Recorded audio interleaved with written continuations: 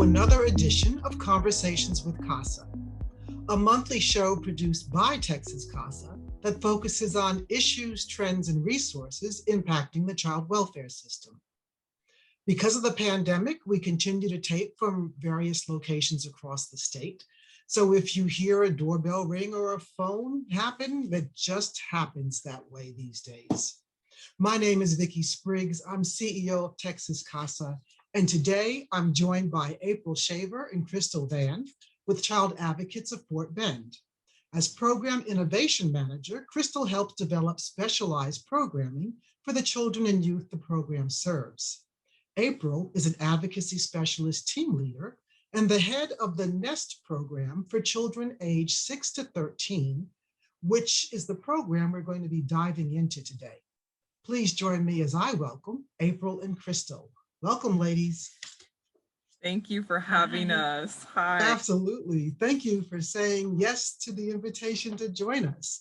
Always. Fort Bend has this history of having really wonderful programs for different ages of young people. So first, kudos to you all and your program leadership for the programming that you have.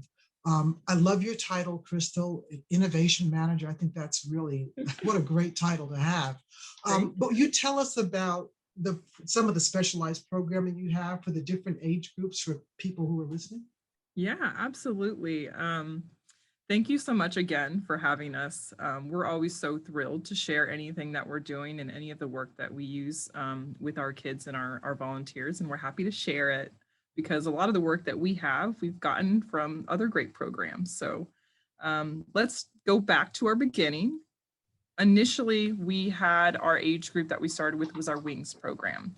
And so those are our kids that are ages 14 and plus. And so we realized that those age groups we started in 2005 had a lot of needs for life skills, preparing them for adult living. And so that's what we centered our focus on with that age group. We were transitioning those kids. They had a lot of needs that they didn't know how to do certain things in the community. And so what we wanted to do as an agency was create 3 critical components to help make this transition successful.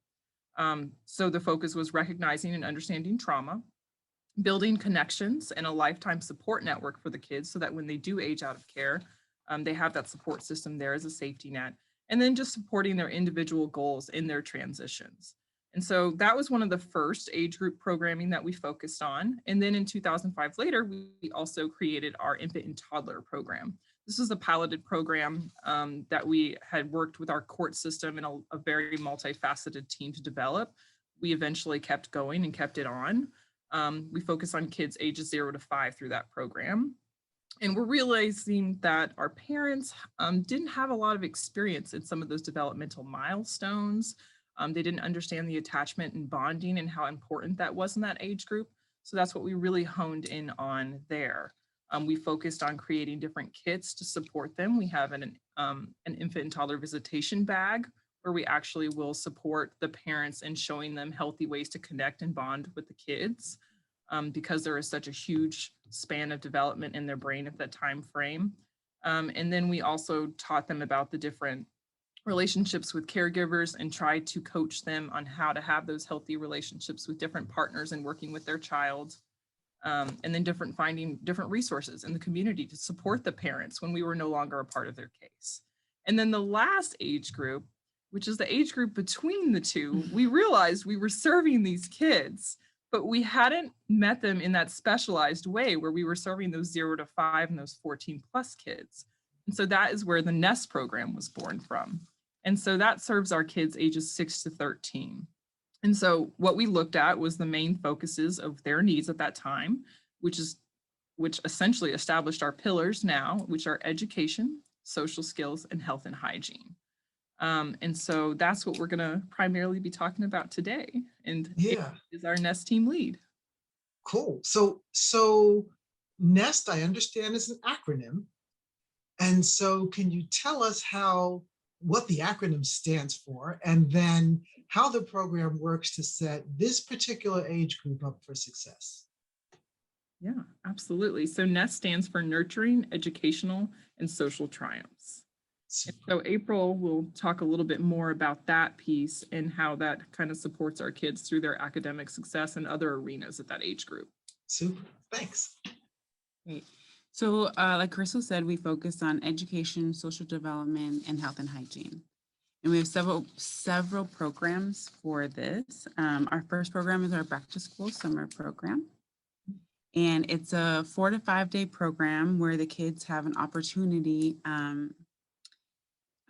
learn how to implement a routine for school when they go back in the fall. And also how to establish a health and hygiene practices. So they participate in educational workshops. Before COVID, we were able to take them to a local farm where they learned how to harvest vegetables and make a meal outside. During that week, we also took them to Painting with a Twist. We took them to an actual a kitchen to another cooking class. And we took them to local health museums in the Museum of Natural Science and the Children's Learning Discovery Center. And the goal is to provide new resources, new experiences and tools to implement when the school year begins. We have another program called our incentive program. And twice a year, we host an award ceremony for the children who made academic or behavioral progress. And the purpose of that program is letting the children know that they're valued and we acknowledge their progress in school. And we're always looking at the positive and reinforcing their behavioral changes and their academic progress. And so we have some other programs as well that the N.E.S.T children are served through. As you know, Vicki, we have lots of different programs. Yeah, this is exciting. Yeah, so outside of our back to school workshop and then our incentive program, we also have a fall and spring give back program. And so what we realize is that we have kids that are oftentimes being, there's a lot of volunteers in their lives, there's a lot of people helping them, but this gives them an opportunity to give back to others in need, to help them develop that sense of altruism and to give them those experience on helping others. And so we'll actually take them to different places in the community to volunteer. So we've taken them to places like the food bank, take them to Meals on Wheels, where they'll prepare little cards for the residents who receive Meals on Wheels. We've prepared lunches for Lunches of Love for other children in the community. And so not only is it an awesome opportunity because they work with the community and different volunteers, but they also have their older kids there, our Wings age group. So they have that peer relationship going on socially, and they also get to build that vital resume experience that some of these kids might need because they don't have a lot of opportunities to get out and volunteer. So that occurs anytime it's spring break or Thanksgiving break. So we try and keep them busy as you can throughout the year. And then we also have our education committee, which is another amazing resource that we utilize to support our volunteers and our kids. Do you want to touch on that one? Yeah, it's going to be probably our last one for you. Our last resource for our N.E.S.T kiddos. But it's modeled after Montgomery CASA, and it's composed of previous and current educators who are CASA volunteers.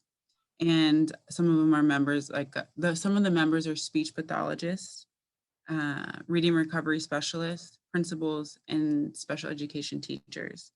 So the purpose is for those CASA advocates to guide our CASA advocates who are not familiar with the education system with guidance. Mm-hmm. So children with special needs have ARD meetings, they have IEPs, they have special accommodations. And if you're not familiar with that school system, it can be very cumbersome to navigate. And so our education committee members are available. We meet once a month, and our advocates who have any questions are allowed to or are able to join us and ask questions and get some feedback about how to get those needs met for these children who have multiple placements, who have been in a school 3 times in 1 year. Yeah, so I mean, essentially we're multifaceted. We try and approach it from every angle. We're collaborating with our volunteers who have backgrounds in education. We're partnering with DFPS and our behavioral health services to host educational presentations. We have our TBRI practitioners that try and support and address those trauma needs that can sometimes manifest as behavioral needs within the school system. And we rely heavily on parents and caregivers of the children because they're the experts in their child's needs, whether they're placed with them or not. They're very much a part of the process in the case. And then of course, we partner with all of their other community members that we can so that we can reach out and look into the community to see how we can better support our kiddos. So yeah. Wow, that's really all I have to say. Wow. What a wonderful opportunity for the young people. It's really making the most of it's a sad situation when children are removed and they end up in our state's foster care system. But wow, what a way to create some really positive experiences within the context of that bad experience, right? I mean, just the exposure you will give them, the various levels of support. I love how you leverage all of your resources, your volunteer experience, your staff, the parents, not forgetting that the parents are the best indicator of what a child's able to do. Wow, what a lesson. I have a question that we haven't discussed before, which is, in the course of the pandemic, how did you keep that engagement with N.E.S.T students or young people? Man, that was a fun one, Vicki, but we did.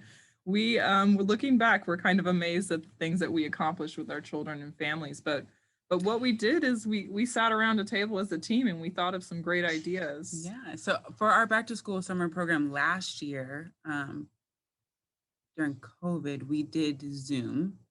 So we offered 2 sessions, one in the morning, one in the afternoon, so that we can reach everyone possible, twice a week. And we actually sent them kits. So we sent them like an agenda, like a calendar, so that they could utilize it in the fall for organizing their schedule. We sent everything ahead of time, really. We packaged up different activities based on education, social development, and health and hygiene. We gave them checklists to follow, like a routine of waking up, brushing their teeth, eating breakfast, putting, clothes on. So that was a lot of fun. And then we got on the phone with them in the evenings and we had these fun little activities over Zoom with the kids. We had escape rooms. Really? We did do that for our spring break, giving back last year. Our local robotics team came up with an escape room. And so we all got on together and did that for our giving back. And I'll tell you, those questions were very hard. I was impressed. Wow. And how they could muster through some of those questions. But our last one, another activity that we came up with was our time capsules. And we tried to incorporate our collaborative family engagement program. So we printed out a sheet with 3 questions. First question is, name 3 people who you feel closest to? Mm-hmm. The second question was, what are your goals for school? Name 2 or 3 goals for school. And the third question was trying to capture a snapshot of their activities. So Monday through Friday, what's one activity they participate? So they filled that out, put it in a little tube time capsule and brought it back to us, or mailed it back to us. So we have it, and then we waited this happened in January, and in May, we mailed it back to them for them to kind of see what their answers were. Trying to combine all of our, like you said, all of our resources in one. And so then we can do that over with the collaborative family engagement piece by saying, okay, this is who this child's sharing that they're connected with, and this is the activity they're saying that they're in, but maybe they have another interest. So we just wanted to make sure that we had that information to share with then whoever is working with that child as a CASA volunteer. Super. Well, and I do have to note that Fort Bend CASA, the Child Advocates of Fort Bend, was one of the first pilot programs for the CFE initiative. So kudos in that arena as well. So with all this education, the way you all leverage the experience of the volunteers who have that educational or some aspect of the educational background with those volunteers who are new to the arena, and you're able to tap into those resources, plus the staff resources. Can you share any advice you would share with the viewers for the volunteers on how to be successful when it comes to educational advocacy? Yeah. Yeah, absolutely. So, and I'm actually going to share a story with you for that question. But we were working with a youth. Was it 6 years old? 8. 8 years old. Okay. And so he had to have an ARD meeting. And we were bringing him in. He had some pretty severe behavioral issues. He struggled with a lot of different things. And so we brought him to, he was having issues participating in school. When he was participating, sometimes he would get very aggressive.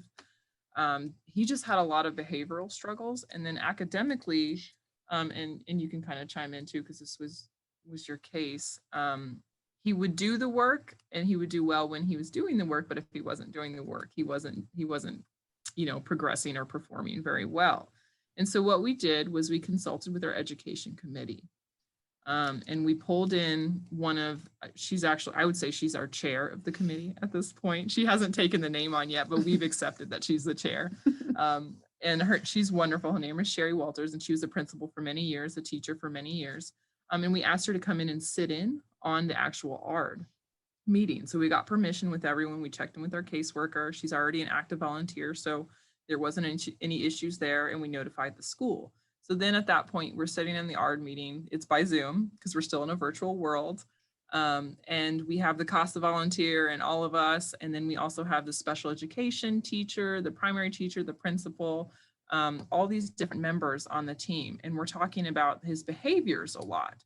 And a lot of the questions that were brought up, I think if you weren't an educator, you might not have known how to respond. And so Sherry just took it over and started asking questions, which kind of segued into all of us having a very well-rounded conversation, not only about what his behaviors were, but what were the needs behind the behavior. What were the issues going on that we really needed to help him cope with? And what were some very inventive ways that we could do that to support him, which led us to having a very healthy conversation, talking about the trauma, thanking and appreciating the teachers and the staff for the things that they had done for them. We had the caseworker working on this case. We had consulted with the educational specialist on this case. A lot of different people were involved. And this is also a CFE case. And so these people were already involved in working on this case. But tying it all together like that and having someone there to help us guide in that conversation was really amazing. And so if I were to give advice in talking about working with our education system and working with our kids, I would say, look to your community. Look to the people around you that are involved with these kids and look for a way to utilize them and as that team to be the safety net for that child. Because they really, your foster care liaisons, your educational specialists, your caseworkers, all the different people, your teachers, they're so crucial in this process. And so we built a team around him. And I think that that's some of the best advice that I could offer. Super. And I think you actually raised a good point there. I think so many times we think, whether we're volunteers or whatever, but we think that we have to do it ourselves. And what I'm constantly hearing in your programming and in your messaging is we leverage our resources. We leverage the talents of those that are involved in this community to do the best work possible for the child, right? To get the best outcome. So, yeah, right. So, 6 to 13, there are people, we all know, everybody's got their favorite age group, right? 0 to 5. For some, it's like, that's my heaven. And for others, it might be the 14 to 18. That's their heaven. And you all are 6 to 13. So what is it you enjoy about this age group? And is this your favorite age group? It might be one of the others. I guess I should ask, what is your favorite age group and why? This is my favorite? I don't have a favorite because I just like kids of all ages. But I think what's really special about this age is when we get to do our programming, we get to see them face to face. We get to make a connection with them. We're always reading affidavits and going to pregnancy conferences and going to court hearings. We're talking about them. These programs allow us as supervisors to see them face to face. and we get to see them have that sense of pride. So we had an award ceremony in June, and we give them an award certificate in front of their family. And one of the responses we got from the children is like, "I'll never forget this night," and they felt so special. And they're building that sense of pride at 6 years old. They're gaining their competencies, right? They're trying out new things, they're taking initiative, and they're building their self-esteem. And that is my favorite part about the N.E.S.T kids, with the N.E.S.T program. The N.E.S.T. I have to say that I do have a favorite. I know I'm terrible, but I do. I love the N.E.S.T age group. Initially, before I became the program innovation manager, I actually had April's position. And so I helped with some of the building of the program. And I just love this age group because they're very silly still. And they're just very fun. And so what my favorite part about working with this age group is probably that we provide these kids with an opportunity to have normalcy, and to help them kind of forget that they're a kid in foster care and that they're just a kid, to make silly faces or face paint them, because we'll break out the face paint to watch a movie and be silly. When we host our different, that's another thing we did during COVID, is we hosted a drive-in movie theater for them, just doing stuff. And so that's definitely got to be my favorite thing about this age group. Wow. So what would be your one or two or three, I don't know how many, but your top advice for CASA volunteers who are advocating for children in elementary and middle school? What would we say? Don't get discouraged. Don't get discouraged. Yeah, so don't get discouraged. Build that team, and always ask, what do they need? What's the need behind the behavior? Okay, because these kids, they're not willful. They're not being willfully disobedient. They're dealing with trauma. They're coping, they're surviving. And so now that they're safe and they're okay, let's find a way for them to reach and excel beyond just being okay and safe. Let's help them strive to grow and achieve and do well academically and graduate high school and make them reach all of the goals that they want, and help build that safety net, that team around them so that they can do it, which can be discouraging when it seems like there's no one. But if there's one thing that CFE has taught me, there's always someone. Nice. April, do you have anything that you'd want to add to that? No, I agree. Don't be discouraged. Build the team. You don't have to do it all on your own. You don't need to make decisions on your own.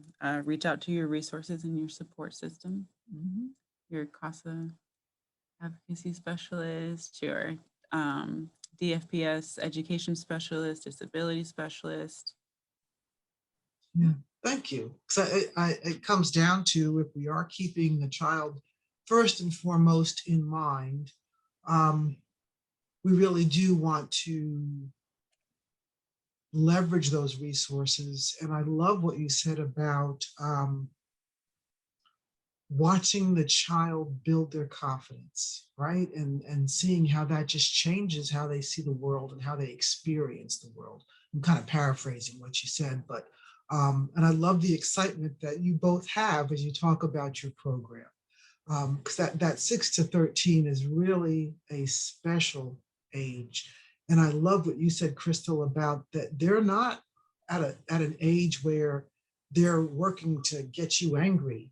They're at an age where they're just reacting. So if you can find out what's behind it, and not look at a bad child, but look at a child who's been through something. And so you start asking, what's happening? What's going on?